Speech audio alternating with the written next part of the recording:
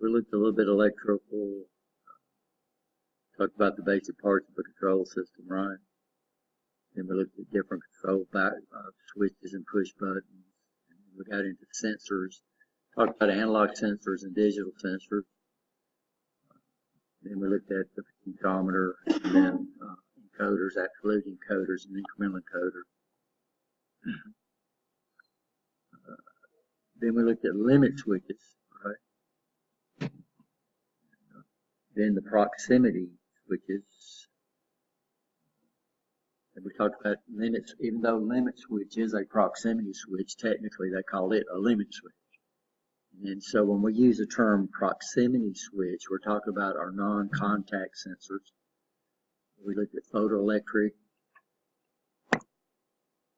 limit switches, and went over to the line and found the limit switches, and then we looked at reed switches. And also talked about the way our pneumatic cylinders are. They have a magnet in them, so reed switches are Hall effects and sets it up. Looked at Hall effect, we looked at two types, latching and a analog type, right? Showed y'all that up here. Photoelectric sensors, we talked about the through the beam, the retroreflective, and then also the diffuse. And then we looked at optical interrupters, which is basically a through the beam, but it's put together as one unit, right? And we looked at those over there. Capacitive sensors. Capacitive sensors, basically the way they work is that, if I can make this work or not real quick.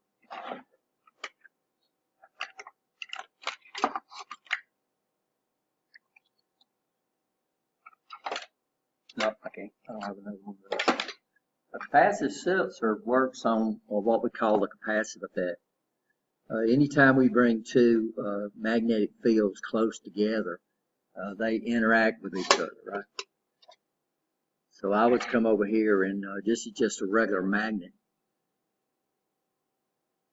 And these magnetic fields will interact with each other. And of course, we've seen magnets before, right? So we know that if I come over here and get these things close together, they're literally interacting with each other right now, right? You understand?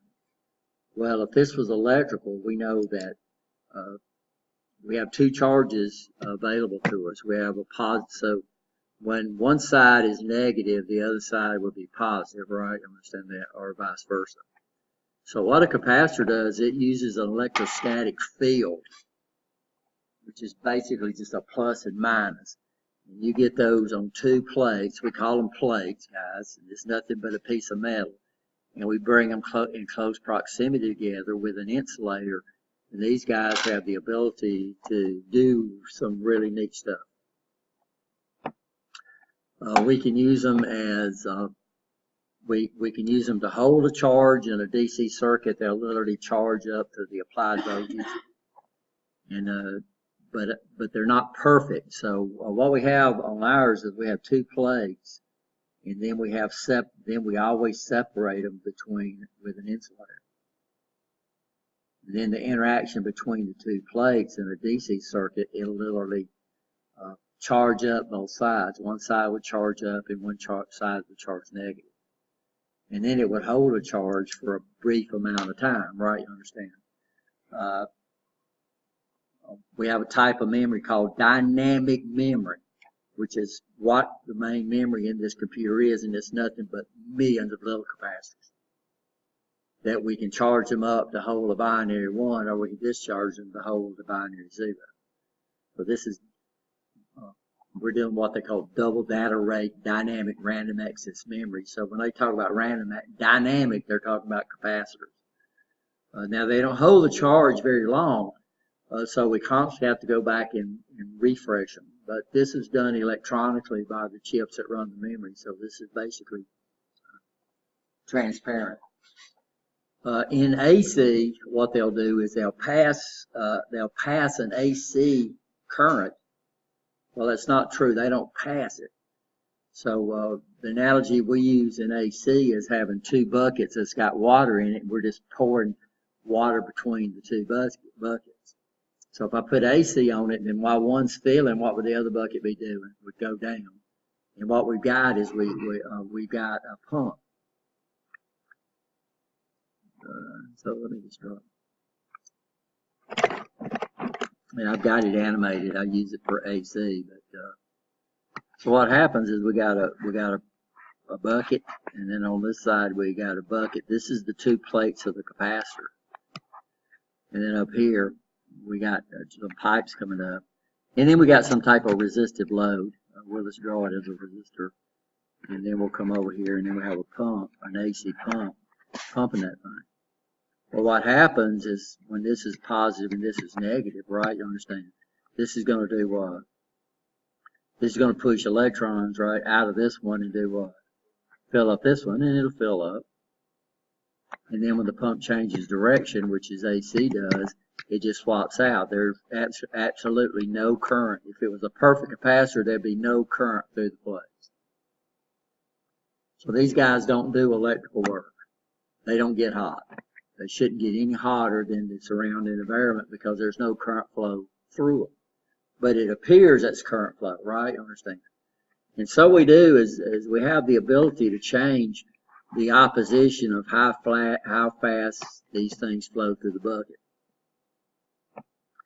And here's the formula, and you don't need to know this, but this is, so capacitors are rated in units called farads. And this basically is its ability to store a charge. So the bigger the farads, the better, the easier to store charge. This is the frequency that we apply to the capacitor in an AC circuit. And then this is a constant 2 pi. In AC, you're going to deal with pi a lot. Now, what determines the amount of capacitance is the size of the plates, the material of the plates, the distance separating the plates, and what is used as an insulator or dielectric. So that's what capacitors do. They have their two plates stick like this. They set up an electrostatic field, and when we bring something into that insulator, right, you understand, we change the capacitance, which would cause the opposition to go down. The opposition is called X sub C. And guess what unit it's in? Oh. So when we teach DC, when we get into AC, we modify our formulas to use ohms instead of resistance, because we have two types of oppositions in an AC circuit. We have what we call reactance, and we call it reactance because it varies with what? Frequency. But what we need to understand is these guys, anything I put into that field that this thing generates is going to change the capacitance. So these guys can sense just about anything. They can sense what? Solids, liquids, and gas. So if I want something to sense about it sense glass. It don't care, you know, it's not optical. We have a problem with using light in that if I try to use it through the beam and the device is transparent, it's not going to work, right? You understand? So through the beam has to work with devices that are opaque. Diffuse sensors need to work with devices that reflect light, right? You understand that? And of course, retroreflective and through the beam are the same. This guy just works off of varying an electrostatic field. So if you want to sense about anything, you use a capacitive sensor, right? You understand? Okay. By the way, we have two types. We have what we call an unshielded and a shielded. Can I say the difference?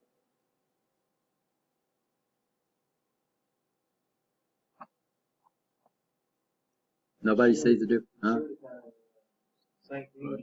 Yeah, the threads that we use to mount it in the sense element is flush. So it would be more selective, right? You understand?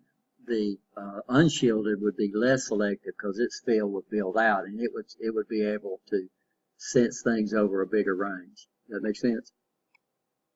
Everybody okay? The other type of sensors we have on our line that's used a lot, these guys have been around a long time. This is By the way, in motor controls, we call capacitive sensors solid state limit switches. That's what they're called. And we also called inductive sensors solid state limit switches. So you're going to have to know the difference because they detect different things. Inductive sensors, these guys are metal detectors. That's all they are, just a bunch of loops of wire.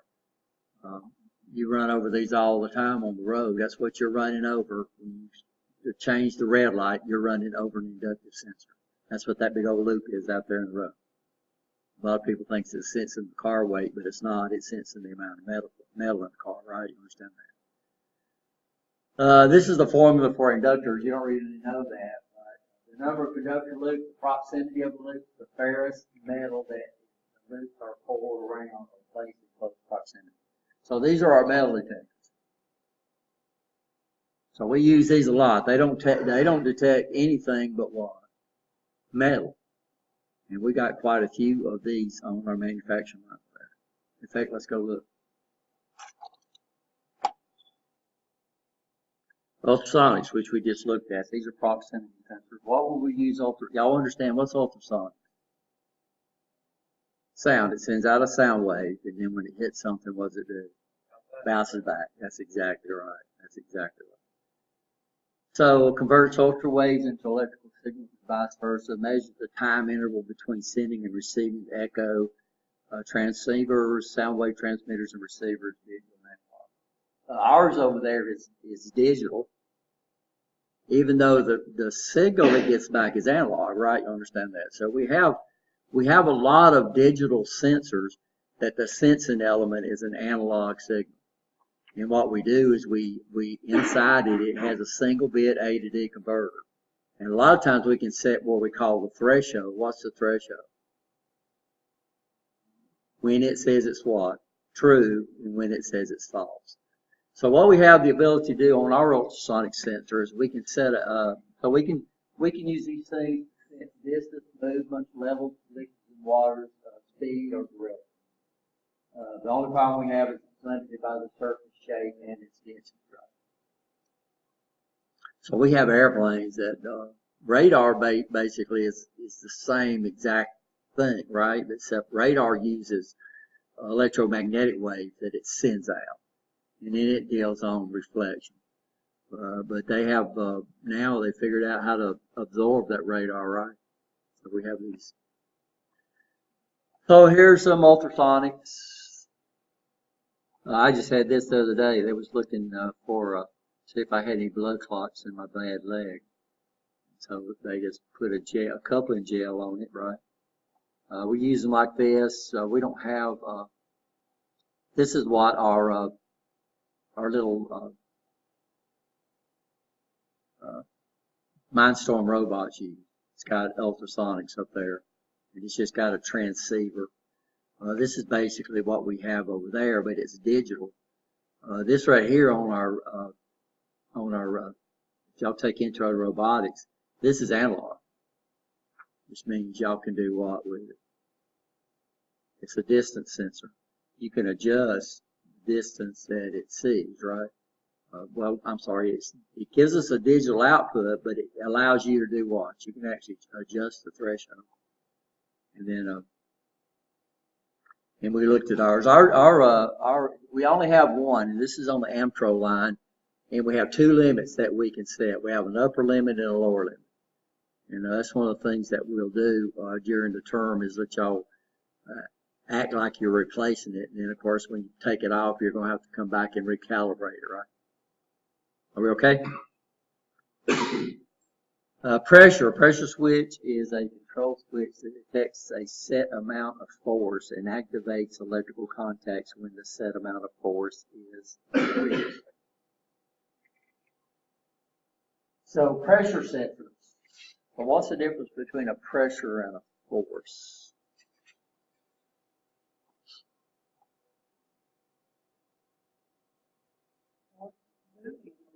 Yeah, force is something that would move or tend to move something or make it change directions.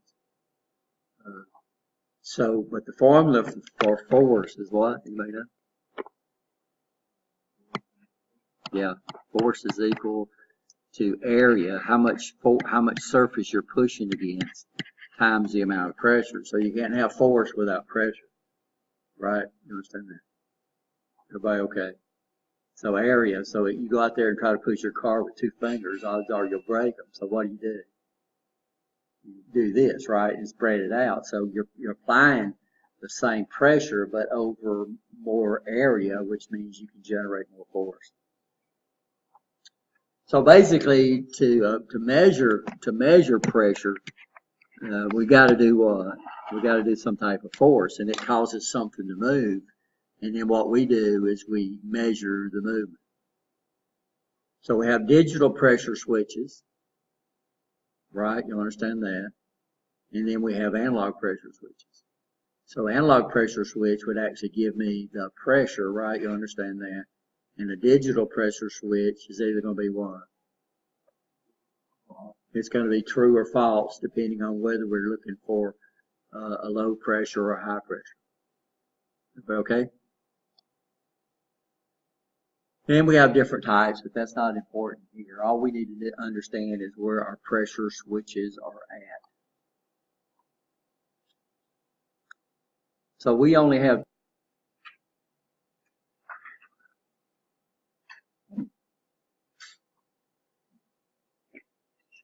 RFDI, this is RFID, use electromagnetic or electrostatic coupling. And the RF frequency spectrum will automatically identify RFID tags as an object. Passive tags are powered through the induction provided by the RF frequency supplied by the RFID tag reader.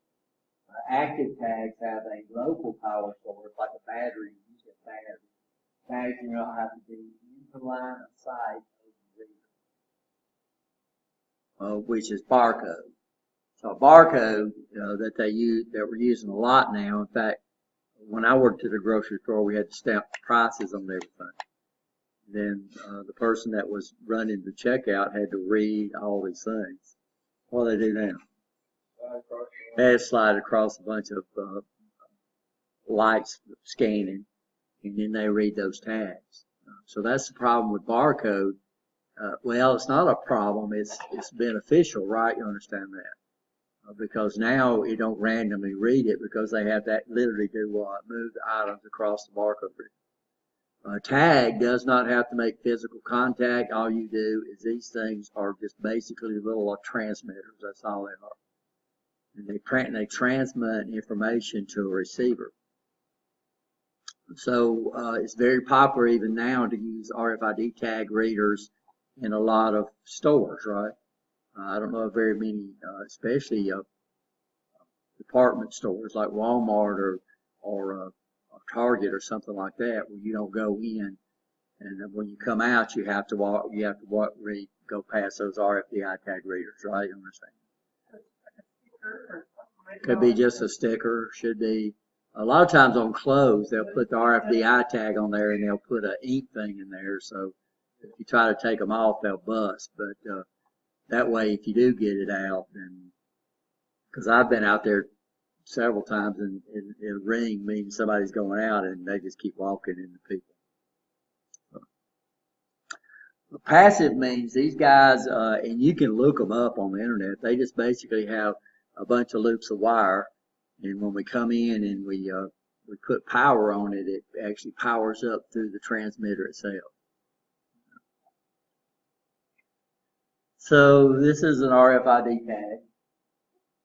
We have one RFID tag reader down there. It's not programmed into the PLC, but what it does is just transmits a signal. The transmitted RF can actually power up the electronic circuit in the tag, right? And it's really, really small. And then when it gets powered up, what does it do? It sends back information that lets it know I'm either here or I haven't been removed. It depends on how complicated they are, but it could actually contain information about what it is, right? Understand? Are we okay? What's a DAC?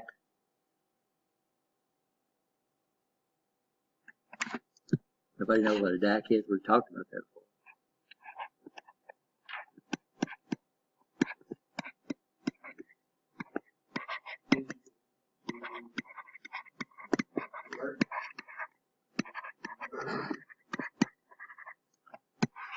what would an ADC be?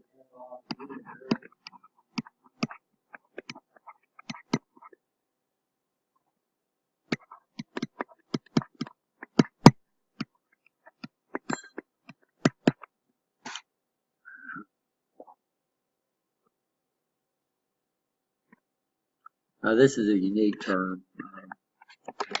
Digital upload converter and digital download converter. So, but this is basically what it's doing. So a lot of times this frequency comes out. This runs into a little transformer coil inside the RFDI tag. And this comes up and powers up the electronic circuit. And the electronic circuit transmits back, right? That would be a passive. This is the one that's most popular because you don't have to keep batteries in. Right? The passive type, because they power up off the induction energy coming off the. And guys, I couldn't find a symbol that we would run into a schematic.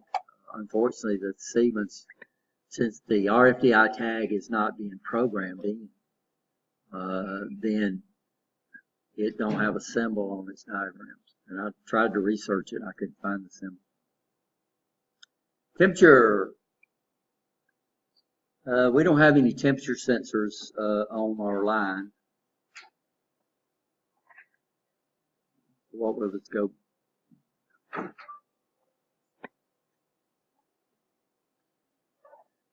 we'll come back and look at that later. These are the basic symbols that we use in electrical controls. So y'all that had electrical controls, it's not really complicated in that we have two power rails that everything attaches to, our circuits attached to. And then we come up here between L1 and L2. L2 is usually considered to be the common. And then L1 is either going to be AC or DC. All ours is DC. Everything that we have over there operates off of DC. And then we come up here and we connect circuits between L1 and L2. And you notice it looks like a ladder, so we call these ladder diagrams. And so we call each one of these is referred to as a run. We have basic series circuits, which means we can have one load in a line, or we can have parallel circuits, which means we can have multiple loads in different lines, right? You understand? But we have no series circuits, no two or more element series circuits. That's illegal. So this is the generic symbol that we use for a sensor, a solid state sensor. Notice it's in a watt, it's in a diamond shape.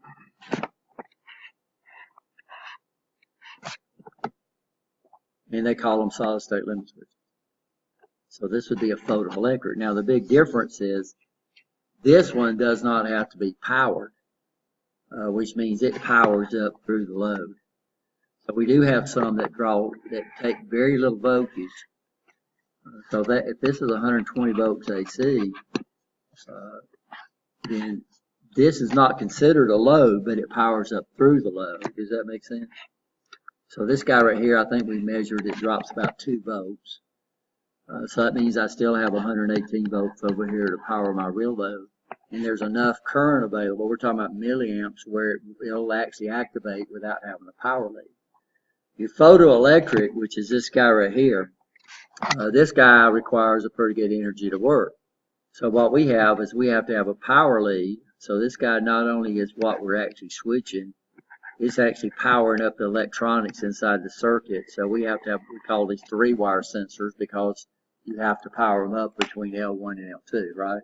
That makes sense? And then of course this right here would actually be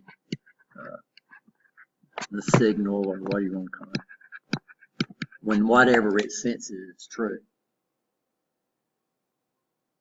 Are we okay? Makes sense. Those are the wire numbers that they use. Now, of course, what we don't see is we don't see wire numbers. Usually, this guy right here is, this guy right here is brown. This guy right here would be black. I'm sorry. This guy right here would be blue. And the signal wire is black, which gives us problems because we think of black being minus, but that's the actual signal wire. We have 3-wire sensors and we have 4-wire sensors. So normally they're not numbered, they're color coded, so we know where they go. But this would be the standard color coding that we have. Are we okay? These are what we would use. Now the problem we have is we have in PLCs we've got very, very few symbols. We have this, which we call a normally open contact. This is called a normally closed contact. And then we have some type of output over here. But the problem is that this input could have one of these connected to it. This input could have one of these connected to it. These inputs could have one of these. These inputs have one of these. So in the PLC, this is programmed.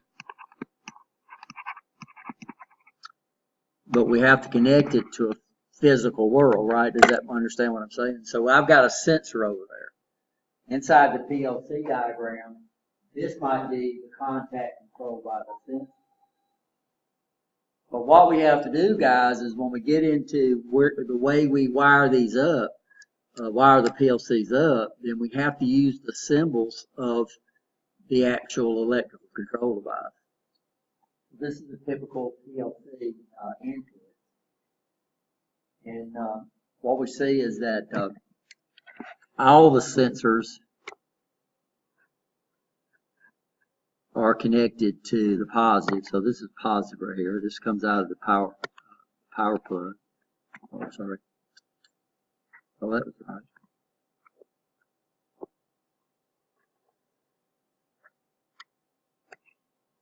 So this is positive. You notice it. This guy goes to all of our inputs.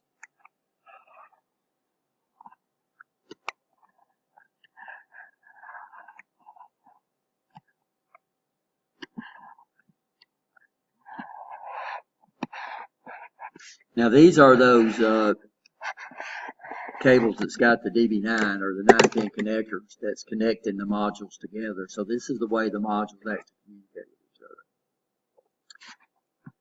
other. And then what we do is we take each one of these, and these run through terminal boards that you see. And then this would come down through our terminal boards. This means we got some type of edge connector. And we got this one.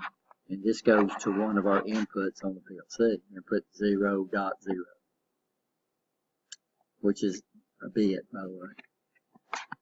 So what we say about this is that, so all your switches use the plus as the common. So if the switches use the plus as the common, then what does the PLC have to use as its common? Huh? The minus. Okay, y'all understand that? So what we do is when we talk about ladder diagrams, and let me just put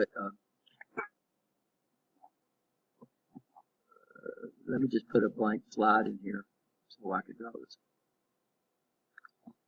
And this is DC, guys. It don't matter for AC. AC technically has no polarity. Why? Because it's constantly swapping.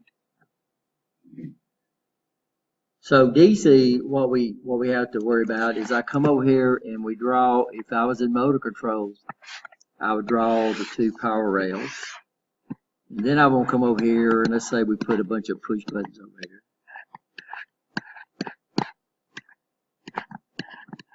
That's normally closed. And then I would come over here and it's a little different than this, but say this is my PLC input.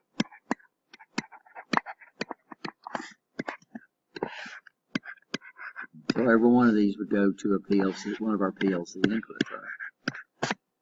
And if I came over here, so what we're doing now is over here we're putting plus, what else do we need to have current flow?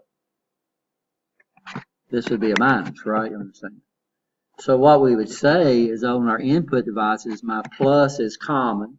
So when we say common, we mean just a place where everything connects to, right? You understand? And over here, now what would happen? My minus would be common. Well, in PLC, if we use a plus as a common, we call that sourcing. And if we use the minus, we call it sinking. And why does that make a difference? Well, these push buttons over our line is predominantly represented by sensors. So when you buy a sensor, you got to know if it's a sinking sensor or it's a sourcing sensor, right? You understand? So all these guys right here would have to be what? They'd have to be what we call a sourcing sensor. And my PLC has to be wired to do what? Sinking. Y'all follow that? But I could have just as well have done what? I could have just as well have swapped these. It made that the minus, made this the minus, and made this the plus.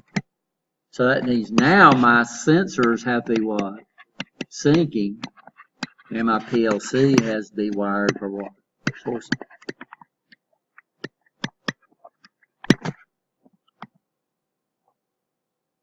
So the predominant way we use over here is we use this right here.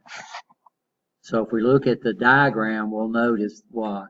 That I have plus going to all of those. So that means my inputs are sinking. I'm sorry, my inputs are what? Sourcing, and the PLC has to be sinking. That makes sense? If we can see this on all these sensors. But what we have to understand is on the PLC wiring, they use the regular control symbols. So what do you think that's a symbol for?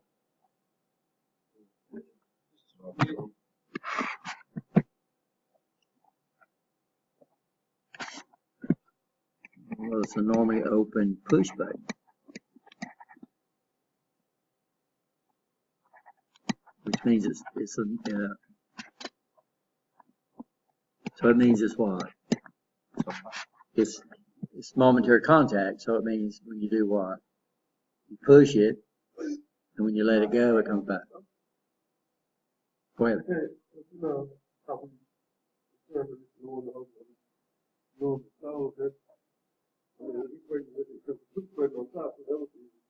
Well, no, this is the way it's wired in PLC. So, yeah. So in motor controls, we would wire. Now I don't know if it's double. What we do in PLCs, motor controls, we defined if it's a double brake or single brake. Now double brake means we would come over here and do this, and it actually brakes on two sides. These are the predominant push buttons that we use in motor controls because they learned over time that sometimes a contact will be welded together. And here what happens is when you let it go, it will literally tilt and have a tendency to unbrake itself. This might be a double contact switch, but this is the IEC, International Electronic something. These are registered international symbols. So what you're going to do around our area now is you're going to see a bunch of IEC symbols and not U.S. customary symbols, which is these guys right here. No, we have to open or close. It's the same as if it were laying down the way we normally call it. It's just not touching, not making contact. Yeah, it's not making so it. It's normally open. It's normally open. The second one is making contact. So it's normally yeah, but it's kind of different the way they do the normally close.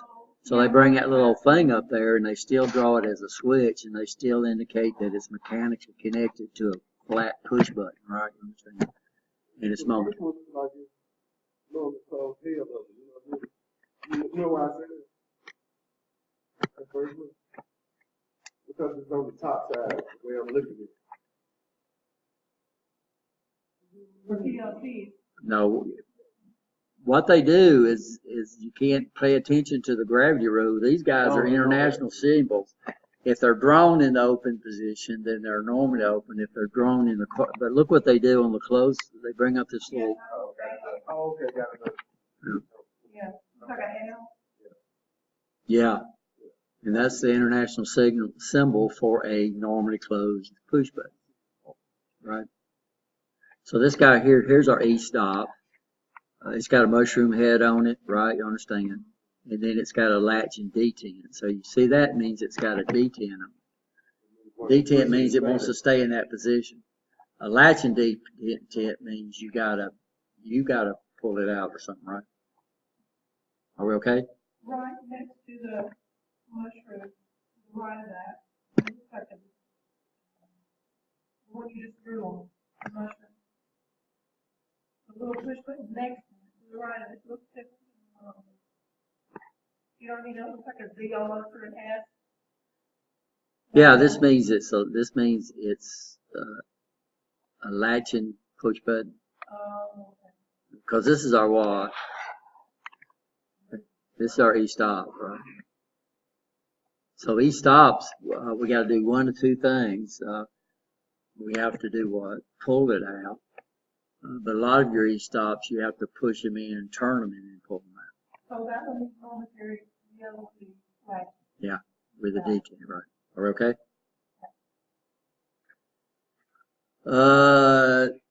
This means these are, so anytime you see the dashed line, this means they're like this going between devices. This means they're mechanically connected or controlled by the same operator. This has a detent over here, right? You understand? This side don't. I mean, it's only detents in one direction. We're okay? That makes sense? Now, this, we'll look at that later.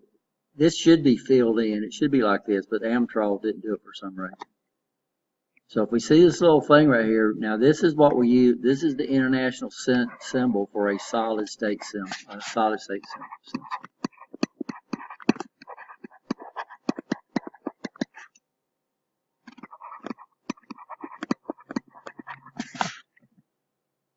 And then of course they put this in there too. So if you see this, the diamond shape and the two lines, this means this is a solid state sensor.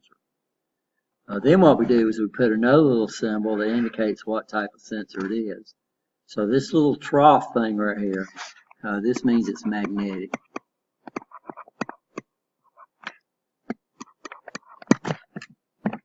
This tells us it's an open, normally open. So all of these are normally open magnetic sensors. Now we see, so this is the magnetic sensor, this is the magnetic sensor, this is the magnetic sensor, this is the magnetic sensor. So these guys are going to sense a magnetic field, right?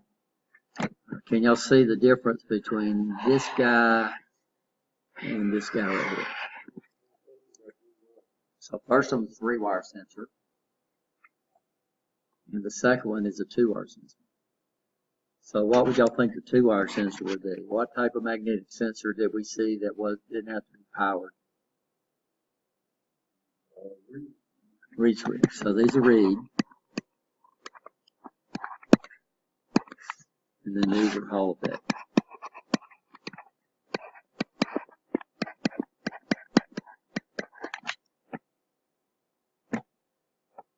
And this is a standard color code, by the way. So 1 is what? Power. 3 is what? I'm sorry, 1 is plus, 3 is what? Negative, and then 4 is the signal. If we had a, what we missing? 2? 2 would be for a 4-wire sensor. A 4-wire sensor would give us something like this. And the normally open would be 3, or it would be black. And then the normally closed would be 2, and then the color code for that would be white. Huh? I think, I don't know. No, we're talking about it now. So these are the standard color codes for these sensors. So we could go over that right now. I don't think we got any 4-wire sensors on either manufacturing line. We do have one over in the when you take the sensors class. Our temperature sensor is a 4-wire sensor. So these are standard color codes. So what's 3? What color is this one? This is blue. Power is what? Plus is brown. And then the normally open signal output is black. If we had a 4-wire sensor, then the other lead would be white, right? Okay, and that would be the normally closed part. Now, if you took PLCs, what Siemens did, and why they did that, I don't know. So in Siemens and Allen Bradley PLCs, we might say input 1/0. This would be, we're going to access a single bit or a single output. What Siemens used, in Siemens we use the same input 1.0, which really gets us because, so in Siemens this means we're identifying a single bit, but in Allen Bradley, if we wanted to identify a whole word, we would use the dot. So that's the big difference between Siemens PLCs and Allen Bradley PLCs. Is so in the Siemens PLCs there's no slashes. So in the Siemens PLC, if I wanted to address a word, I would use IW dot IW0. We don't even put a dot in there.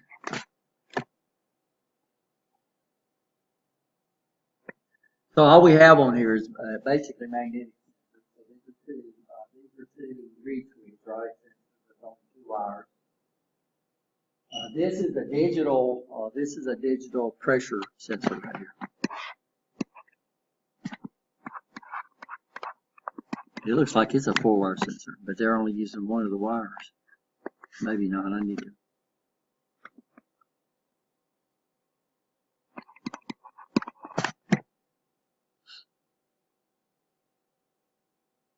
Then this is some type of light sensor. Why do I know it's some type of light sensor? It's got the arrows pointing out. So this is actually a diffuse sensor.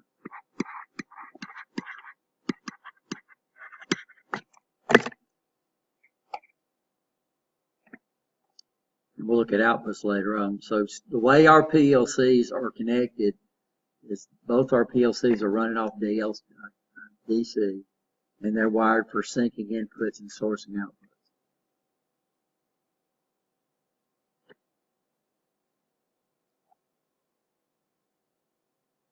But what we're talking about is when we hook things up to the PLC, then we have to use these standardized symbols that so if I hooked up a true limit switch, then on the outputs, we'd use what? We use that guy right there. A foot switch. If I hooked up a foot switch to the PLC, this is what I would use for what I have hooked up. So when you wire things to the PLC, you use the standard electrical symbols, right? You understand that? And of course, all we had was limit switches, pressure switches, float switches, thermal switches, and flow switches is what they cover here.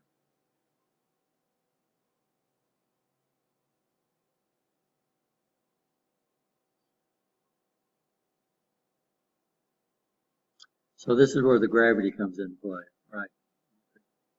You hear me? Huh? Now what we do is, so we look at these guys right here. So gravity's trying to open this. Notice it's on the bottom.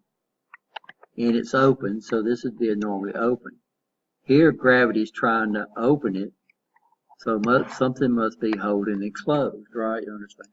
So when we go back and reset that line over there, that carriage moves to the left and hits that limit switch, and that's its normal position. Well, when it hits that limit switch, then that means that thing is a normally open switch, but it's being what? Held closed. So normally what we do, and this right here,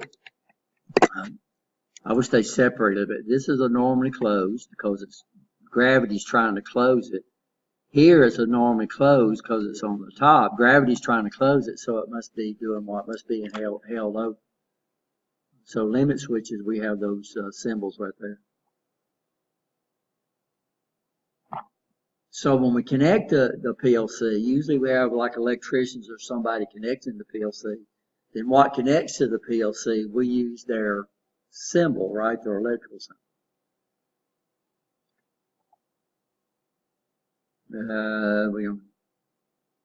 These are timers. These are different push buttons. We're not going to make y'all look at those. What we're going to do is look at the symbols that we're going to deal with. So, can y'all see the difference? So here's the little indicators down here. So if we see that colored in rectangle, what do we mean we're looking at? Inductive sensor, right? If we see this guy right here, it means it's what? Ultrasonic. If we see this guy right here, with lights coming in or lights going out, then this means this is what? Photoelectric. This would either be a diffuse sensor, we'd have to say. If I see this symbol right here, it means it's some type of what? Magnetic sensor. And then we can tell the difference between a Hall effect and a magnetic read. Is a Hall effect is going to be a 3-wire sensor, and then a magnetic, at least a 3-wire sensor. It could be a 4-wire sensor, but a magnetic read is going to be a 2-wire sensor. Are we okay? And then this guy right here indicates its what? Capacity. This would be what we would need for through the beam. So a through the beam sometimes consists of a transmitter. I know it's hard to see. Here the arrows are pointing what? Out. And a receiver, notice here the arrows are pointing what? In. Are we okay? Any questions?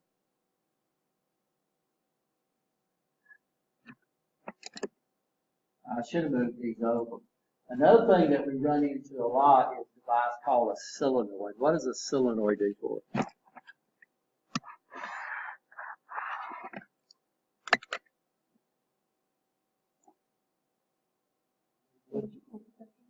What does a solenoid do for us?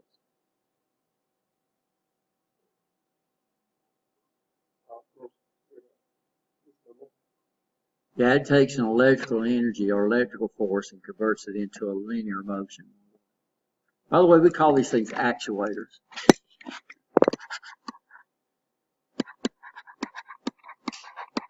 So an actuator is a device that takes energy in one form and converts it into motion. So we have pneumatic actuators, we have hydraulic actuators, and we have electrical actuators. So a solenoid is an actuator that takes an electrical energy and converts it into a linear motion in one direction, guys. So that means we got to depend on something else to return the solenoid back, right?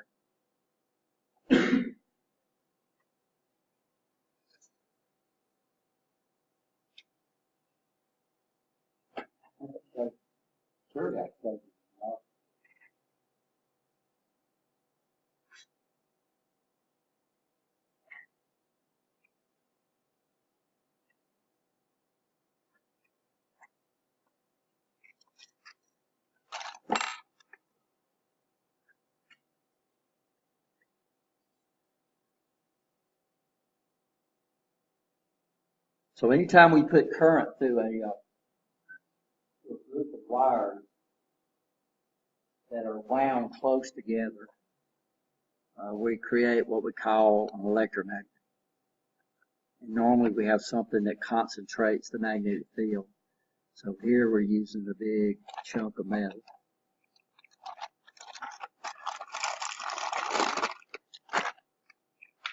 And what is an electromagnet? What advantage does an electromagnet have over a regular magnet? Yeah, you can turn it on and off, and also you can control its strength, which is pretty neat. So I don't know if I've got something over here I can pick up with this. For the dual frame, Mr. Rick, or the big magnets on it, are those electromagnets? Can they turn them on and can they turn them off? So can they bring it over where they want to be and then drop it and swing it back over? So those are electromagnets. Exactly. I don't know if this little magnet will pick up this. This is pretty heavy. Might pick up this. I won't pick up this. I'll pick up the pencil. No, I won't pick up that. I could put it over on the other side. It'll almost pick this up. Of course, how much magnetic field we get determines on how much current we put through this conductor. So this is why if we put it on DC, guys, we got to have a bunch of turns of wire, right? You understand? Because the only R I have is the R of the wire, right? You understand? That's the only thing limiting the current.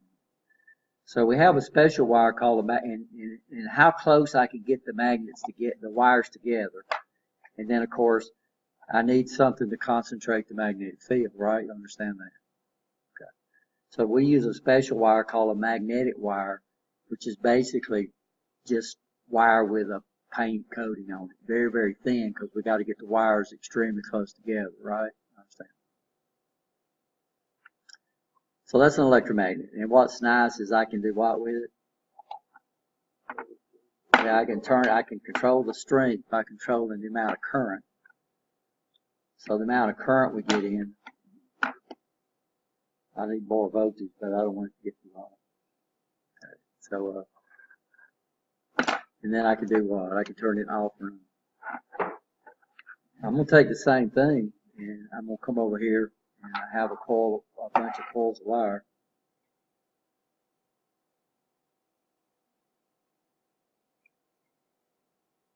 I can figure out what I did with it, yeah. So on this one, what we have is we have a straw. And then I'm going to come up here and I'm going to put a nail in it. And this is a solenoid.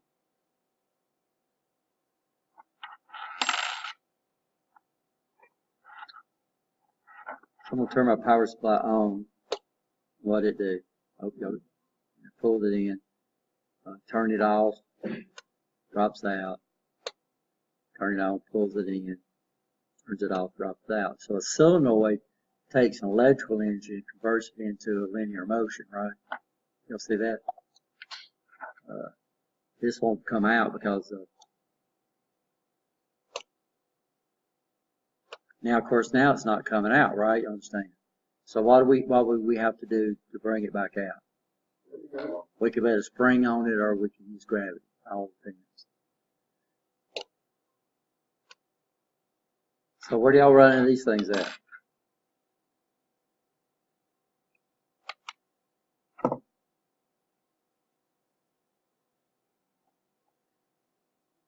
They got an ice maker in their refrigerator. How does it turn the water on and off? It uses a solenoid. And what it does is when the solenoid's deactivated, it's got a big spring on it that pushes it and blocks the water, right? You understand that? And then when anybody got a washing machine in their house, how does that thing turn the water off and on? It's got solenoids back there, right? You understand? How many ever been buzzed into a door? How do they unlock and lock the door? Solenoids, right? What we use them predominantly for is, we have several one over there, but this is a directional control valve for fluid power. And this is all the ports that come into the thing. And what we're doing is we have a unit in here that's got holes in it, and I'll show y'all that in a minute, that we shift to route the fluid around. This is what we're doing here.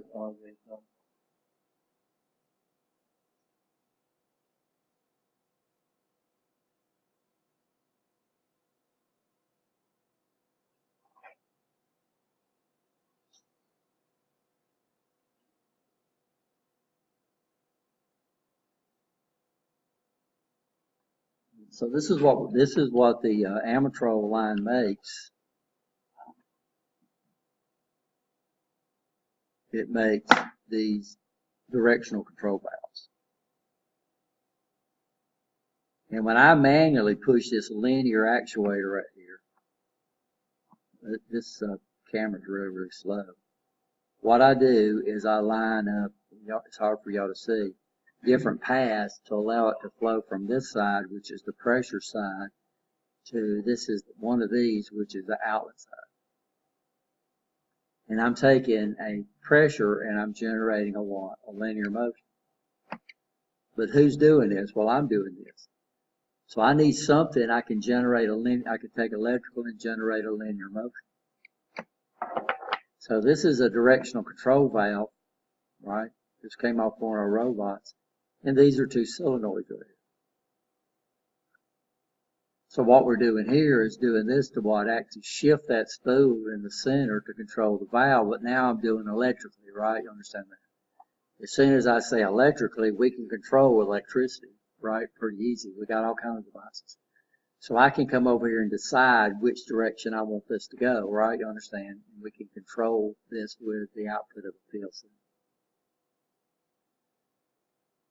So these are solenoids. These are all solenoid controlled, pilot operated valves. We're not going to get into that. If you take fluid power, you'll learn more about these. But we use a bunch of these.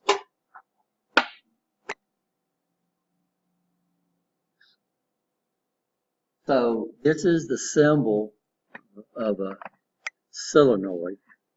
So it's got a rectangle, and it should have a what? A slash to it, right? This is the symbol of a solenoid valve, control valve. This is the actual valve in the center. And what we're doing here is if I turn on this one, it'll shift the spool in that direction. If I turn on this one, it will shift the spool in that direction. And we'd never turn them on at the same time. That makes sense? If we did turn them on at the same time, what would happen? It would stay in the position it was in, right? You understand? Turn both at the same time? Yeah, but we don't do that. You're not supposed to anyway.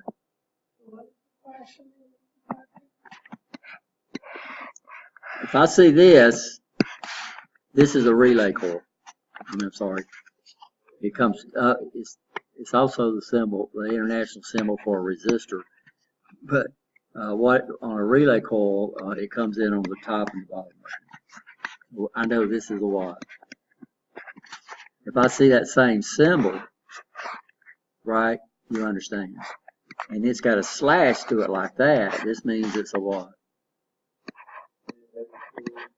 Yeah, this is a solenoid.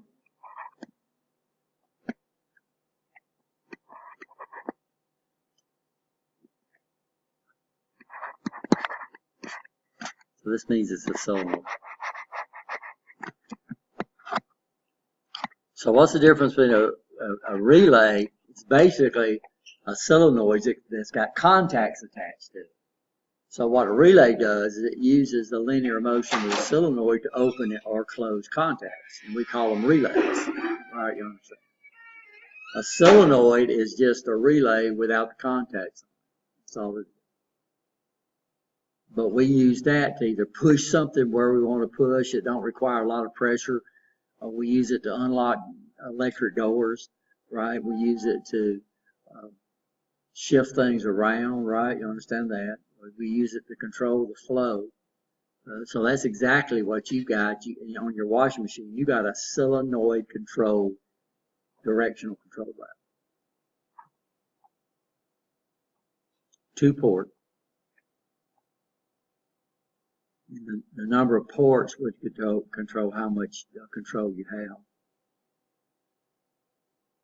I shouldn't have this here. I should have this in the output section. And we looked at these, right? Everybody okay here? Yes or no?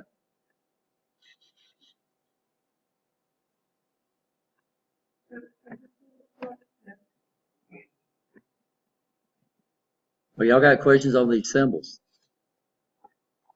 These are on the test. So if you got any questions on these symbols, you better let me know now. Can I zoom in?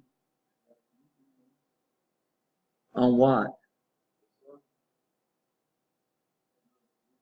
You said the man in the read, we got 3 lines. No, the read switch has only got 2 lines. You don't have to be power. Awesome. They're on PowerPoints, and there's also inside the hand on Blackboard. Should be a symbols thing up there.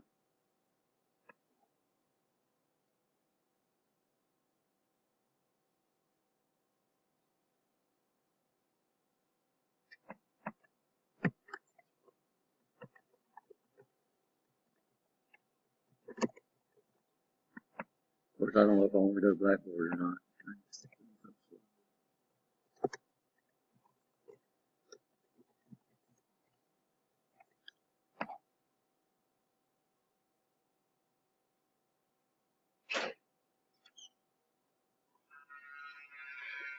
Anybody on Blackboard in there in the handout section in there?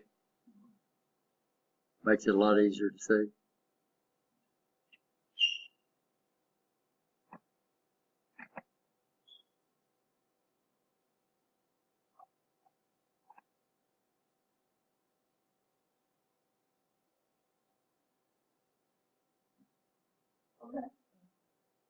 I'm listening.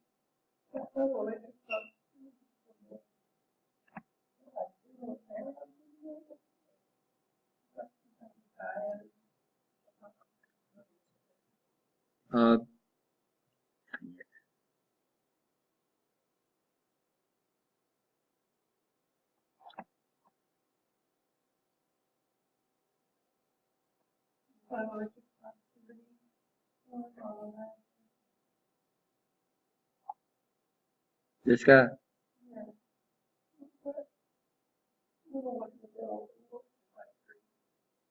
These are arrows pointing from this direction to that direction.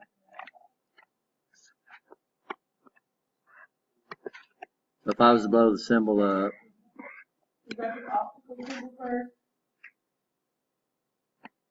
this symbol right here, it is, but it's what we call a light emitting diode, right? And then it's got the 2 arrows.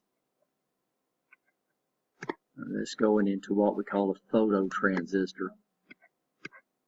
What's it hand out?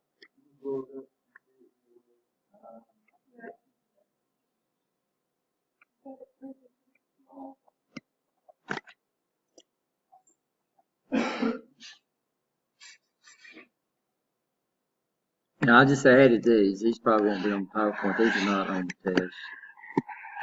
But this is where the transmitter and the receiver are separate from each other. Won't be on the test. I just added those. And I moved, since I added those, I moved this down toward the bottom. And everything else is the same. And why these are blown up, because these actually are really give you a good picture of these little symbols that indicate what type of proximity sensor it is, right? You understand that?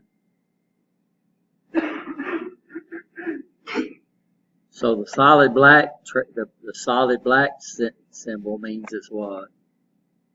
It's inductive. These 2 plates drawn apart from each other means it's what? Capacitive. If I see this symbol in there, but usually they have either arrows pointing out or arrows pointing in, this means it's what? Optical. This little trough means it's what? Magnetic. And then this guy right here, which is a symbol of a crystal, by the way, indicates it's ultrasonic. Oh, and I forgot this guy down here. What's this a symbol for? Yeah, indicator light, right? That's pretty close to the one we learned in.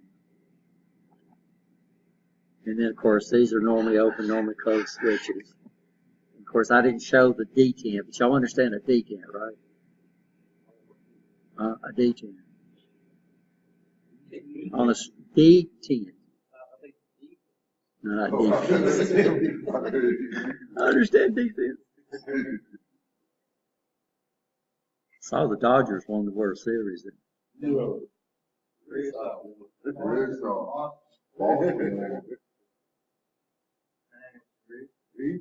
Really? Yeah. No, I didn't. I didn't. I got more. Like 18 minutes on. Yeah, I saw that on the news. 7 hours and 20 minutes.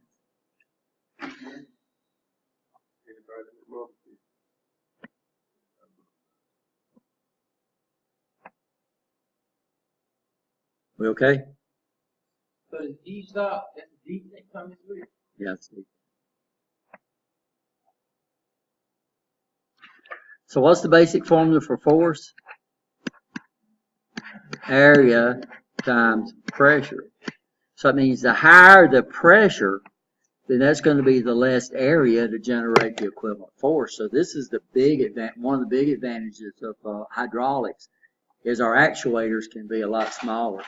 Like I said, the airplanes that I worked on were big planes, P-3 Orion. They ran 3,000 pound PSI pumps for the hydraulic system. And if you went back and looked at these big old control surfaces, these ailerons and the vertical tail, the tail assembly, the actuators were little old tiny things because it could generate 3,000 pounds of force with just one square inch worth of area, right? You understand? Which was amazing. Pneumatics creates pressure with a gas, usually air. Must be compressed before you can use it. It's very cheap to install, but it's a lower safer pressure, and we don't have to have a return line, right? Because our main gas we use in a pneumatic system, I'm not going to say you're not going to run into other ones. There are some helium systems out there, but the disadvantage is it's inefficient to operate, very inefficient to operate. Releases moisture when compressed, jerky motion, and difficult to control the speed. So if I need extremely precise speed control, we're not going to use pneumatics. Because a pneumatic system is constantly trying to uncompress, right? You understand? So I push it in the back of an actuator and it moves, then the gas wants to do what? It wants to uncompress. We compensate for it. We'll show y'all that in a minute. But it's a lot jerkier than fluid power, but it's a lot cheaper system to install, and it's safe too. Hydraulics, 3,000 psi. If you'd have sprung a leak on that thing, a pencil head leak, it would have went right into your skin. And then you had that hydraulic fluid in there. And there was one picture they never showed up in the Navy or in the military. They show you all these pictures of people where they have accidents. And this guy had a hand that looked like an elephant, and that's what happened. He shot hydraulic fluid up into his hand. He shot hydraulic fluid? Yeah, it sprung a hairline leak, a little old tiny leak, and he was in there trying to figure out where it was at, and it was shot right through his. And like I told you, when I was talking about Joburg, when I took shot, 90% of the shots I used in the military just used air. They would have a chemical in there, and you walk up, look like a gun, and they'd put it against your arm, and they'd pull a trigger, and they'd shoot that stuff straight into your arm without using the knee. Like when we was in boot camp, they had 2 metal rails that we walked down. They had 2 guys on each side. They'd be shooting us on both sides. Next. And you went down through there. So I got an extensive shot card. So this is pneumatic. So we'll do the same thing with this one. And we'll come up here and I'll put my finger on it. Oops, I'll pull it out first. And put my finger on it. Can you see what it's doing? See how spongy it is? So what we have to do with gases is we have to compress them before we use them to create a pressure. We have to pre-compress them. Liquids, they create pressure as soon as you use them, right? You understand? So if I've got hydraulics and I'm not using it, usually our directional control valve will vent it back to tank. We never do that with pneumatics because we got to maintain water all the time. We got to maintain that pressure. Here you go, Joe.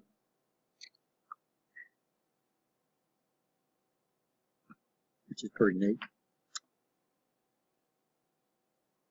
So hydraulics, we have to have a reservoir, we have to have tank, we have to have piping, we have to have a return line, right? We have to have pressure and return, because when we get through with these oils, what do we have to do? We have to bring them back to the tank, and this is why it's so much expensive, plus the pressure. Control, we have pressure regulators, we have directional control valves, and we have action. Pneumatics, we have to have some type of compressor. Then we have to have a tank that we store that pressure in. Usually, most of them have that. But you have to have piping, but here the piping is usually what? Plastic. We have to have control, which is directional control valves, and we have action. Okay? These are just some stuff. So your reservoir and fluid power, you got to have sufficient liquid to meet the demands of the system. Plus, anytime you put things under pressure, they're going to get hot.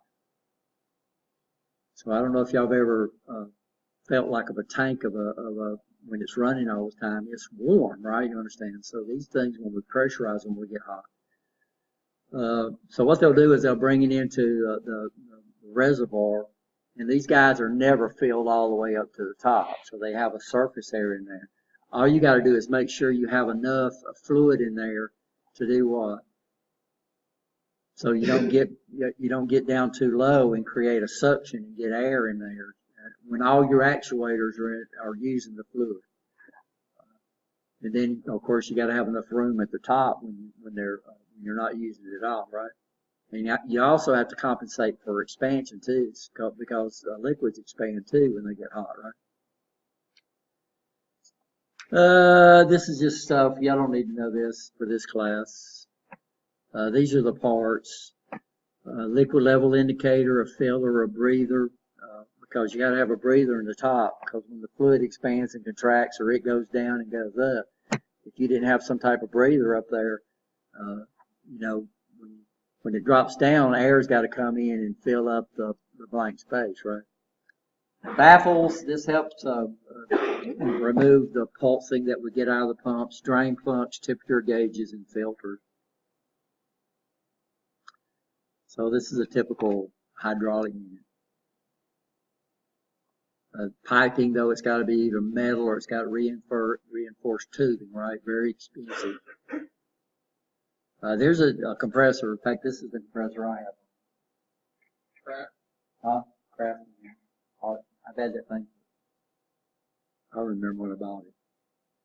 Some of the things we're looking here, of course, is how much pressure we can hold. So this guy's got a 20-gallon tank on it. And then this rating right here, this is how much. So this is the PSI it can deliver, and this is the rate it can deliver it at. We call it standard cubic feet per minute. So this is how many feet it can move at sea level. So they have to set a standard, and it's at a certain temperature, because the higher we go in elevation, the less dense the air is, right? Understand? So these compressors are rated what we call standard cubic feet per minute. So mine can deliver 4.1 cubic feet at 40 psi. But if I demand a higher psi, then the number of cubic feet. So what does the cubic feet per minute determine? So what does the pressure determine, and what is the cubic feet per minute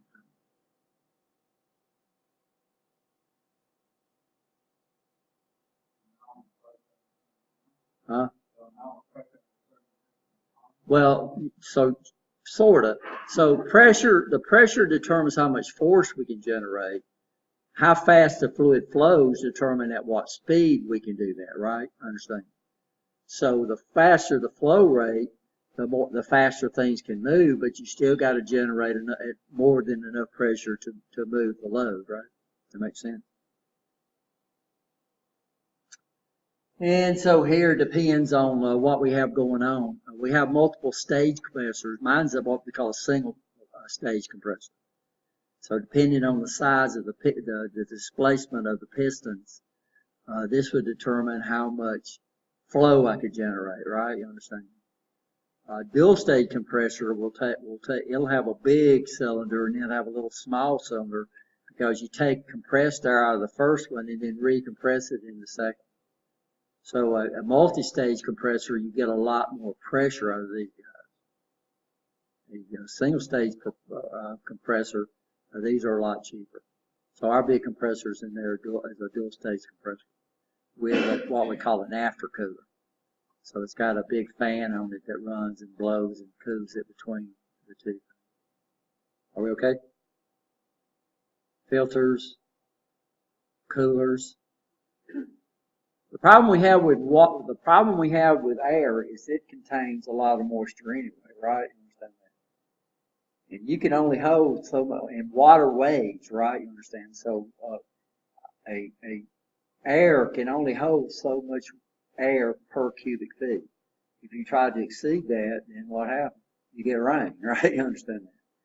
So what happens if you try to exceed the amount of water that air can hold at a certain size, then it releases that water.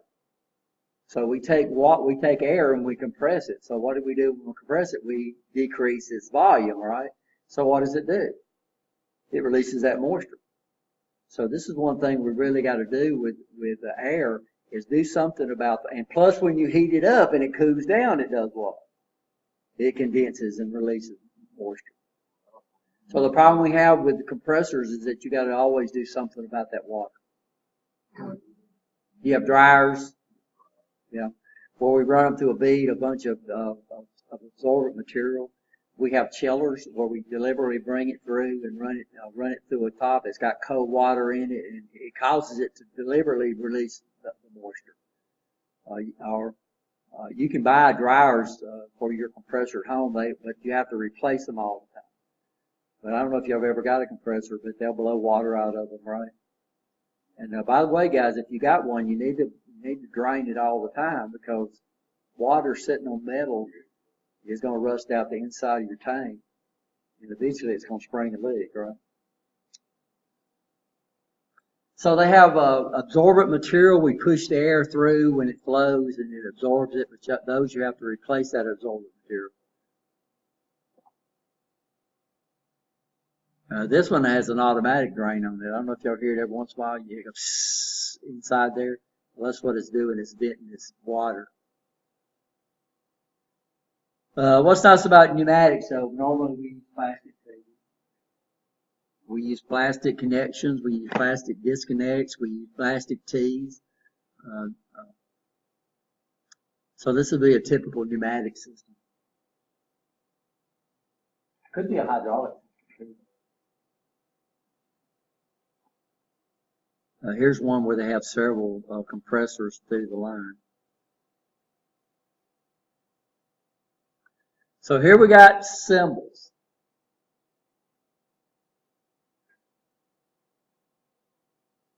So what we do on these are called single direction or unidirection, what we call flow control valves. So if we control the speed of if we control the flow rate, what are we controlling? The speed of the actuator. So we can use flow control valves to control the speed. So what we're doing is we call this a service unit. What it does is it's got a filter in it.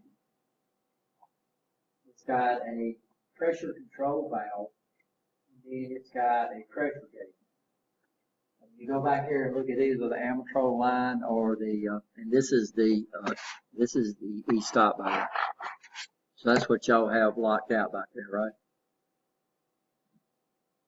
The glass chamber is the filter.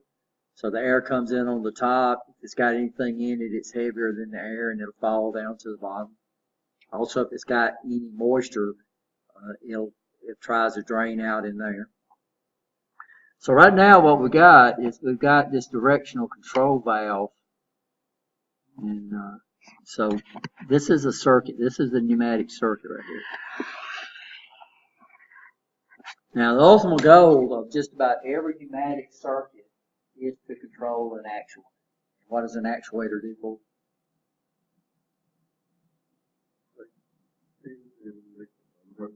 Into motion. So notice every component inside this is labeled, starts with a 1. Over here you notice every component starts with a Y. 2, every component here starts with a Y. 3, every component in this circuit starts with a 4. So that's the way we can identify if they're labeled what components belong to which circuit, right? Are you okay? We're getting there. What would you think V would indicate? Some type of valve. Good. These are some types of sensors. So up at the top we got V1, V2. So those are either those Hall effect or magnetic reed switches up there. So sensors are given what? V's. Valves are given what? V's. Solenoids, by the way, guys, are called M's. So notice we work from the power source. So here's our power source. The first valve it sees is 1 to V1, which means it's the what? It belongs to the first actuator, and it's the first valve we encounter. Then we come up here. This guy right here, it's on the left, so it's going to be called 1, which means circuit 1, valve number 2. This is valve number 3. And what would you think the A stands for? Actuator. So pretty easy to follow these things, and this is industry standard too, to follow these prints. So I know this is a directional control valve right here. I know it's got a solenoid operator. This is the symbol. What do you think that's the symbol for? Spring. So we use a solenoid to push it in one direction, then we use a spring to do what? Bring it back, right?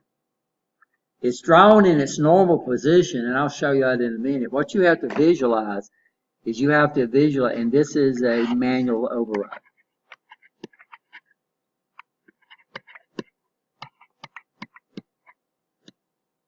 You got to be careful when you use these, but you can understand I lose power in my system and I got to make this robot drop something, right? You understand?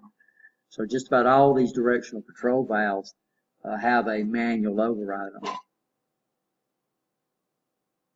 Trying to find it. So on this guy right here, I can shift the spool by getting something and pushing in on these little orange tabs right here. I think it appears should use a pencil. But if I push that thing down, it would shift the spool in one direction, or I can shift it down. So I can these are the manual overrides right here. You'll see them, the orange dots. This came out of the Fanuc robot, by the way. It's a small Fanuc, not the big Fanuc.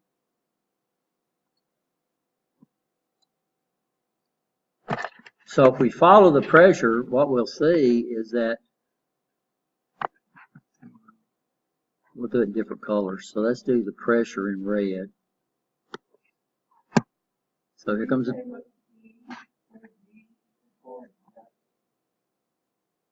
a Z is the indicator. I'm sorry. Right there. For an indicator. Some type of gauge. So if I follow the pressure up, what we notice, it comes up here. Now notice the arrows. Comes through here, right? Now this is what we call a check valve. It only lets fluid flow in one direction. And what we do is we look at the ball, and if it pushes against it, it's going to open it up. Creates a very low resistance path. So it means it's going to come up here, flow through this, and it's going to bypass the flow control and it's going to push on this side, which is going to cause the cylinder to do what? Move in that direction right there. Now, there was a fluid inside this side, so what's the fluid going to do?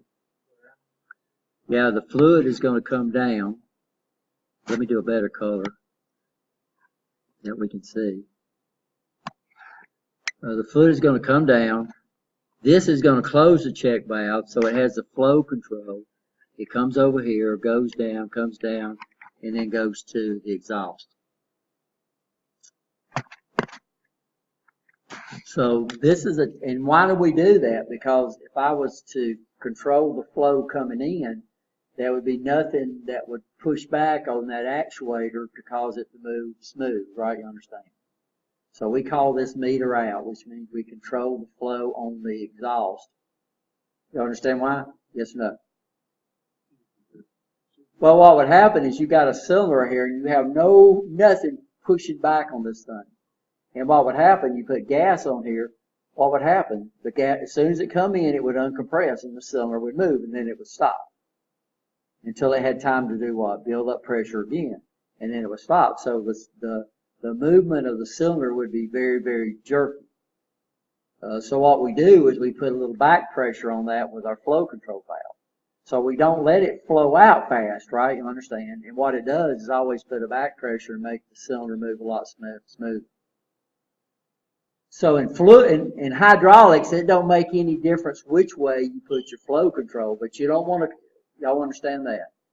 So on hydraulics, you can either meter in or meter out, but in pneumatics, we meter out, which means we control the flow of the exhaust. Now, what would happen is that if this solenoid actuates, this whole block is going to move over this direction right there.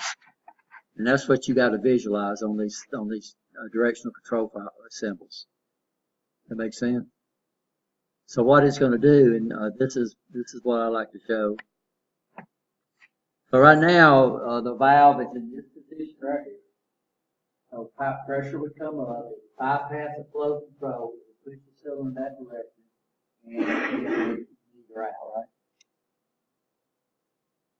And then what happens if we energize the solenoid on the left? The whole symbol shifts, and that's what you got to visualize in your head. The whole symbol doing what? Shifting, right? So now if we follow pressure out, it goes through here, bypasses this side. Now what does it do to the cylinder? Pushes in that direction. What does it do with the exhaust? Now the exhaust has to flow back through the valve and go back to the exhaust. So guys, this is what this is. Huh? That's the opposite we just showed it on the other. Yeah, because we was doing this one. The valve was in this position right here. This is the normal position of the valve. Okay, you understand? So this is going to cause it to do what? Retract. And then what you got to see, what that solenoid's doing, is it's pushing the whole valve over like that. And y'all see what's happening? Yes or no? But they draw it in the normal position. So in your mind, you got to figure out what's going to line up when this valve does what? Shifts over, right? You understand that? So right now they crisscross right here, and it causes the pressure to go up this side, right? You understand? I come over and shift it, it causes the pressure to go up that side, which would cause the thing. And this is called a two-position valve.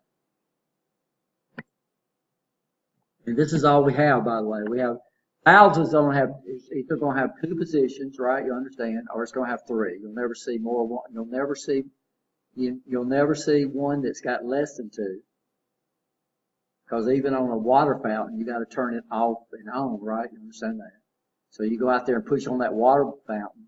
That's all you're doing is moving a spool inside there. That lets the water do what? Flow. And then when you let it go, it springs back and cuts it off. So valves has got to have at least two positions, even if the only thing it is off and on, right? You understand? Or three. And what they'll do is they'll add a center in here, and that's when it gets interesting. What goes on in the center? Normally, these guys right here are going to be like this, and these outsides are going to be crisscrossed, and then the center is going to be a little different. So we don't have any 3 position valves in there, but if you take the fluid power class, you'll run into that. But we're not going to get it.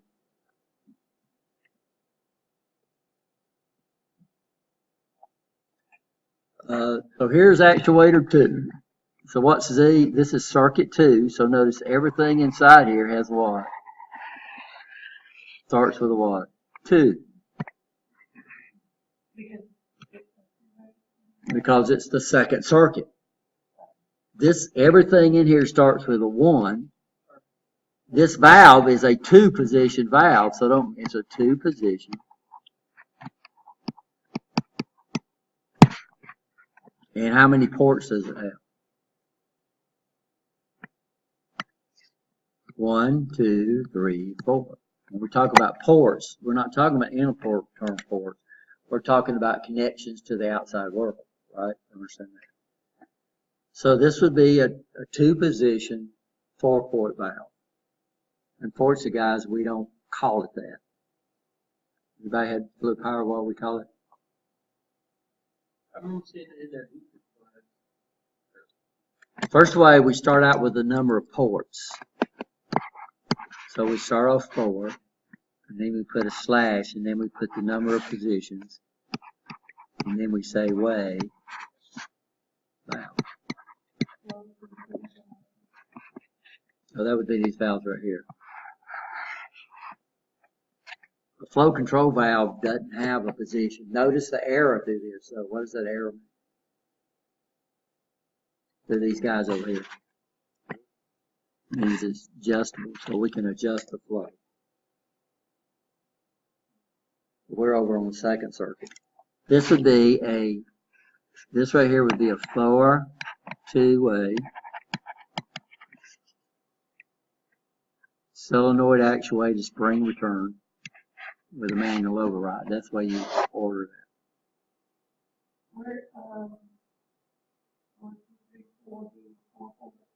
Yeah, but they call them, another name for ports is ways. But they don't say it that way. The way we say it, and even the way you order it, guys, is you say, you start off with the number of ports, then you put a slash, and then you put the number of positions you can put that valve in. Then we say way.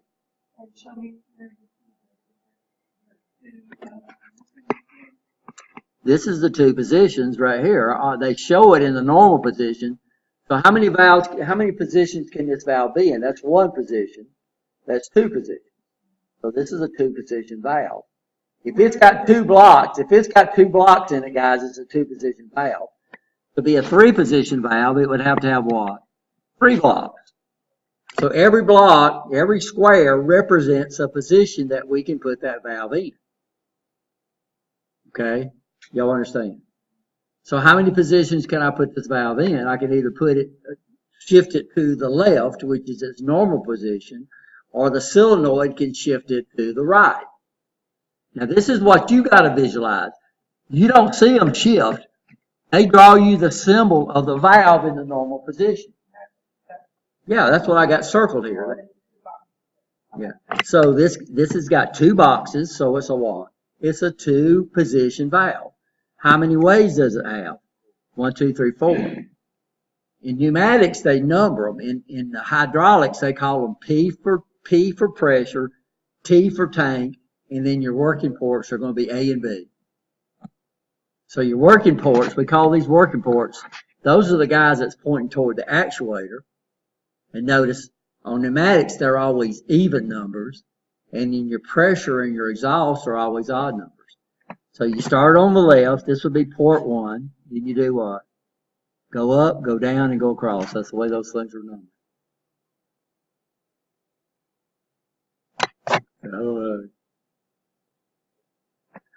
So then I look at the operators. That's a solenoid operator. This is a solenoid. So this would be a double solenoid valve because we use solenoids to do what?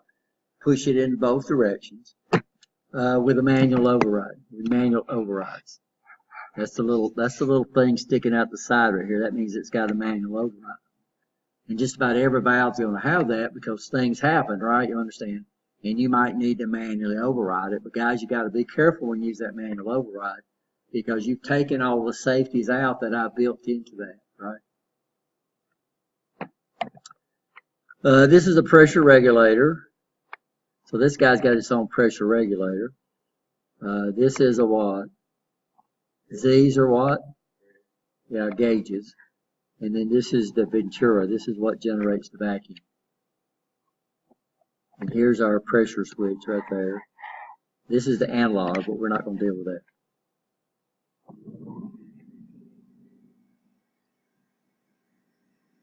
This is a rodless cylinder. So what advantage does a rodless cylinder have over one that's got a rod in it? The biggest advantage. Well, this guy can go two ways. This is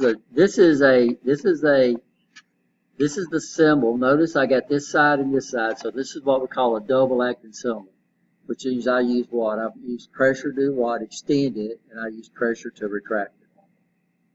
You use the rod on the side with the rod, you compensate for the area of the rod.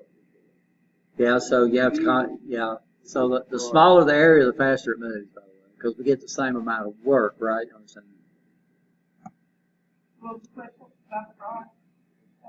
What happens is that when we push on this side, we lose the area of the rod.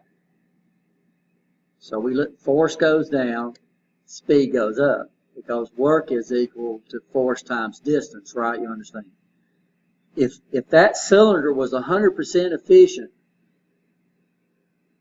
if I've got so many foot-pounds worth of work on the input, you understand? If my compressor was providing this much foot-pounds of work, then I would get exactly that amount of foot-pounds out, right? You understand?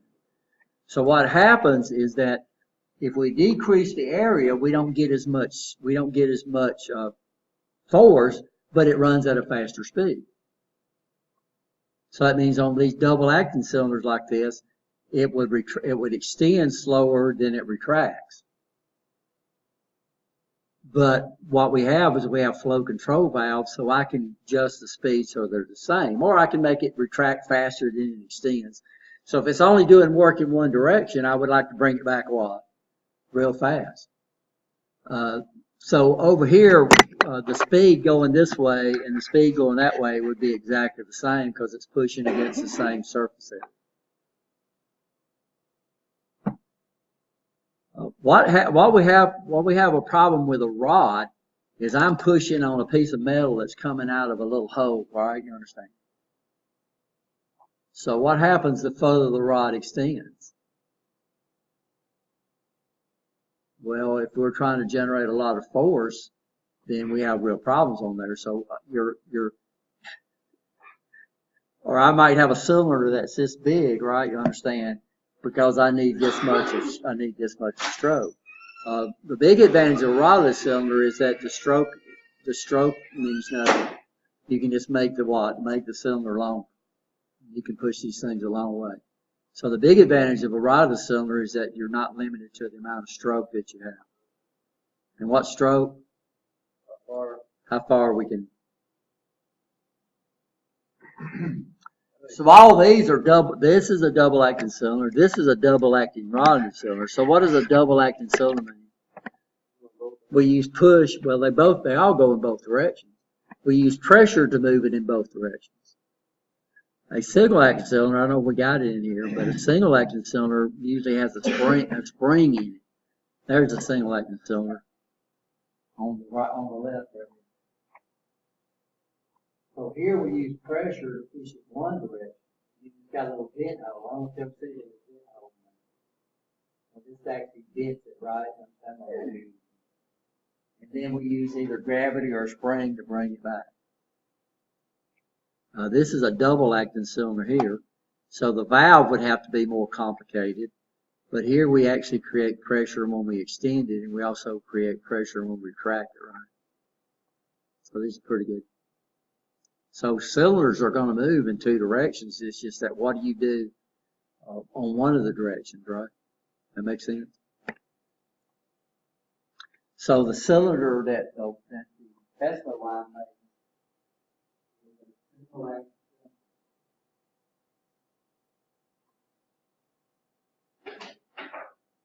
this is pretty neat. You know, you got one valve, you got one line that creates a directional control valve, and then the other line creates cylinders that the directional control valve would manipulate.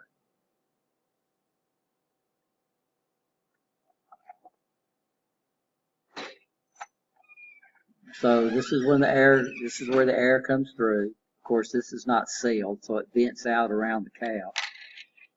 Then I have the piston with the rod attached to it. And then what do I have to bring it back? I got a spring. So this is a single acting cylinder. And it actually exhausts through around the cap. So this is what the Festo line puts together. And then the Amatro line puts together directional control valves. So that's what we got over here. We got one of the directional control valves put together by the Amatron, and we got one of our cylinders connected, and we move it around.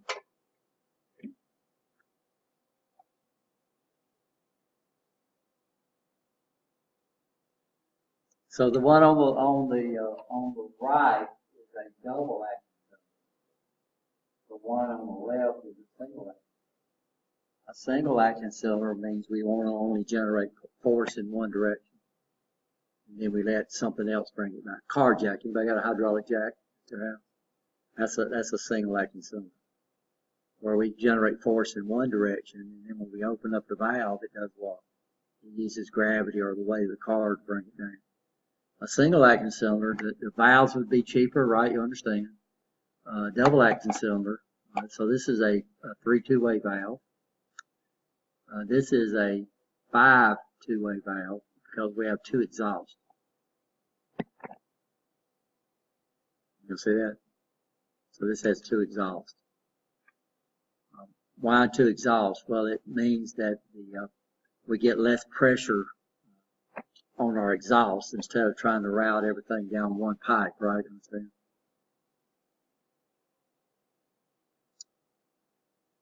These are typical pneumatic cylinders.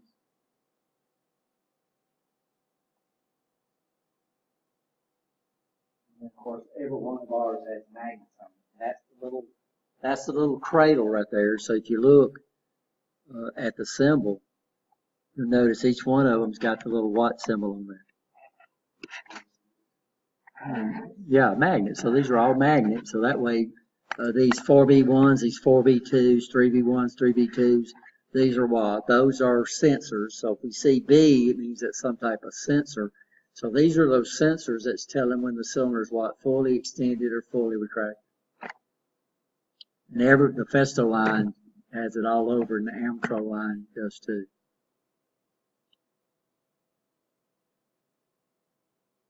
Everybody okay on double acting, single acting cylinder? These are rodless cylinders. So we got some means that we attach this slide to that thing. Ours is all magnetic. So we got a big magnet in the slide. We got a big magnet on the piston. And when they do what? They just lock onto each other. And this is showing a directional control valve. So this thing that shifts in the center, we refer to this as a spool. This is pneumatic, so P is pressure, T returns it to the tank, and then this would be a 3-position valve. Notice it's got a center position.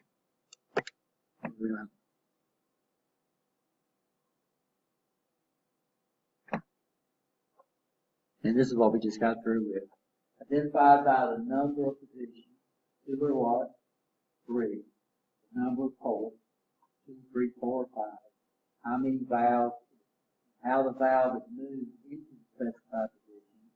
We can do it manually, we can do it mechanically, we can use solenoids, or we can do what? Springs. Nomenclature, we say the number of ports first, then we say the number of positions, right? And then we say, this is not correct. So that should say what?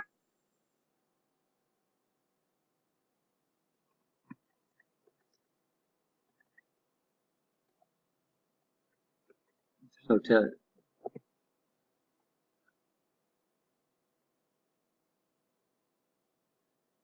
So with that, we say the number of what? Ports. You say way.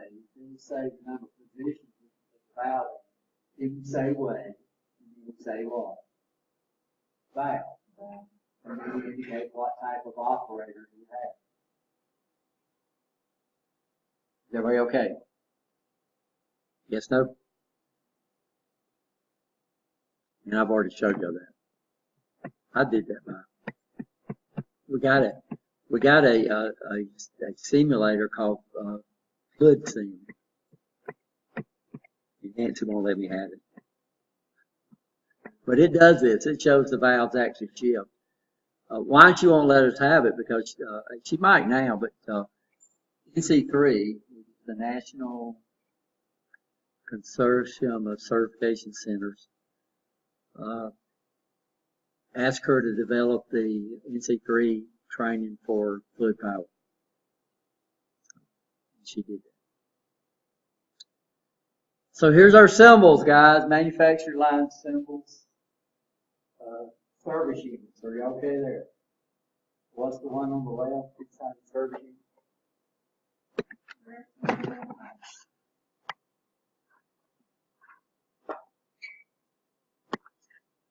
unit. Oops.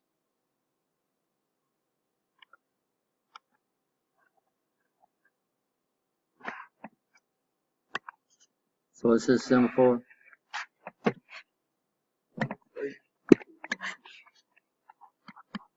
This is pneumatics. This is the symbol of a, notice it's adjustable. Anybody guess?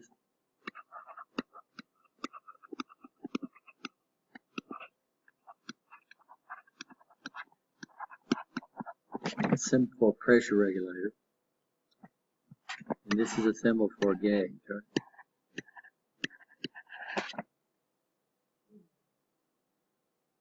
Okay? A filter with a drain.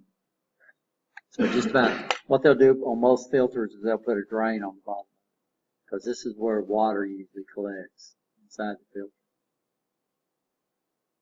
This guy does really, really well as far as getting out water. I think I told you it's got an automatic draining system on it. The one over in the Millsop building, I taught fluid power, and the first time we turned it on, it ran. So that means the tank had to be what? The tank had to be full. There's another problem with you get water in your tank, you're not going to generate the amount of volume you have in there, right? So if you got a 20 gallon tank and you got a gallon of water in there, then you're only getting 19 gallons. Because that water don't compress, right? You understand, in the bottom of that tank. And then plus if you leave it in there, then it's going to cause the inside of your tank to rust.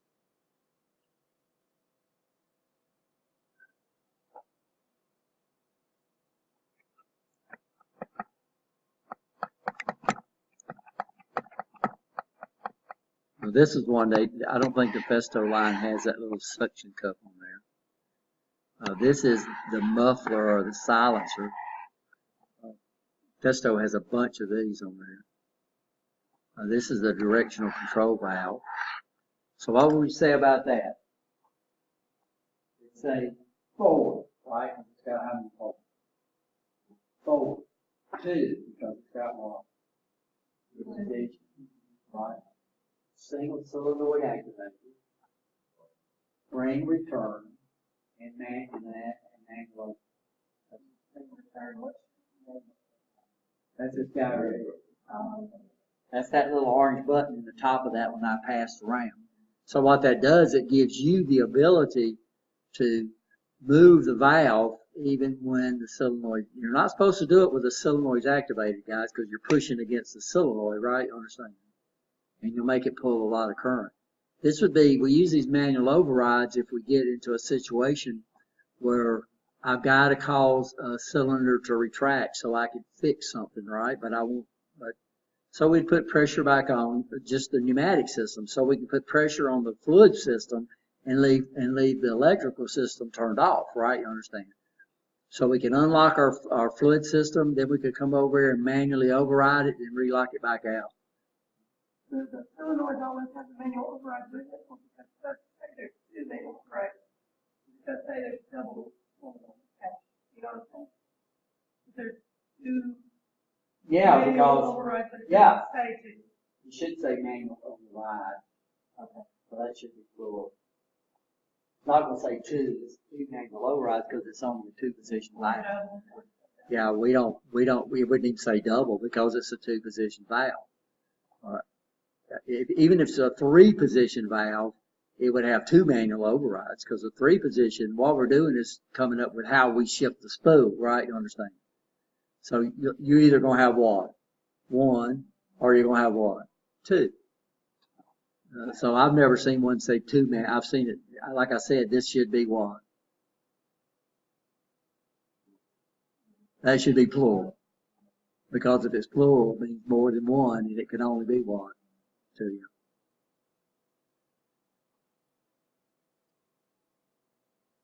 So this would be a four-way double solenoid activated. So it's got two solenoids. We know we use one solenoid to push and one or to shift it. All right. And manual over, this should be what? Right. Single active cylinder, rod, cylinder, and double rod cylinder. So if they have only one solenoid, you know that it has to also indicate what is going to use to Push it back. push that. And gravity, like you said, it could be gravity. We're not gonna run any. We're not gonna run into any cylinders that I've ever seen that uses gravity to bring it back. We do run into that a lot in solenoids, but not necessarily in fluid power. Okay, guys, I know it's almost time for lunch. Let's do. No, we said 11:30, right? I think what we're gonna do is let you out at 11:15.